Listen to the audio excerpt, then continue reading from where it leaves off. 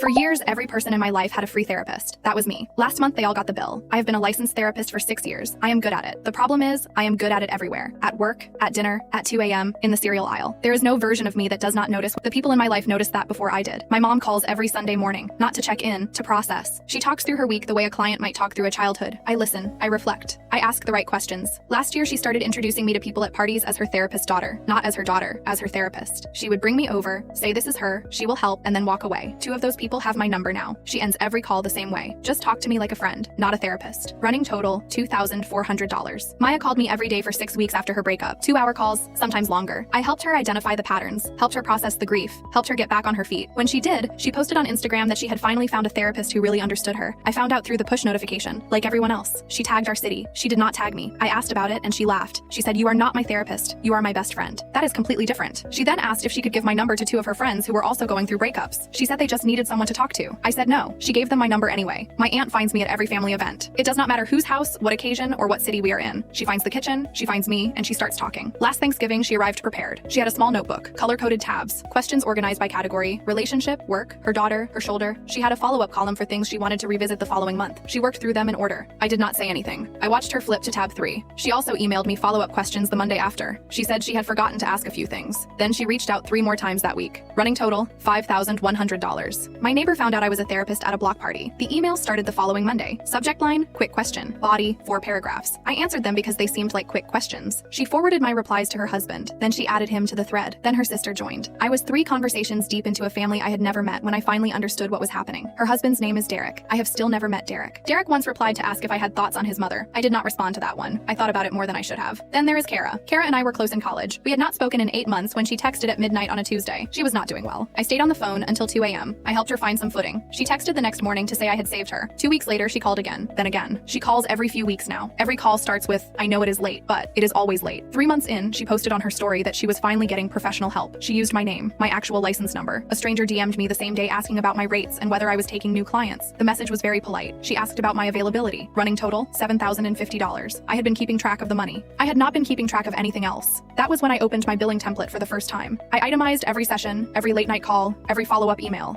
I did not realize how many there were. I sat there for a long time looking at the names. 5 people, 3 years. For the first time, my time had a number. I filled in all 5 names. Then I pressed send on every single one. My mom called within the hour. She said she did not know what she was looking at. Maya sent 3 question marks. My neighbor replied to the email thread. Kara called at midnight. She was not doing well. My aunt has not responded. It has been 3 weeks. $7,050. That is what it costs to be everyone's friend. None of them have paid the invoice. I have sent 2 follow-up reminders. Turns out they did not want a friend. They wanted a therapist. They just did not want to pay for one.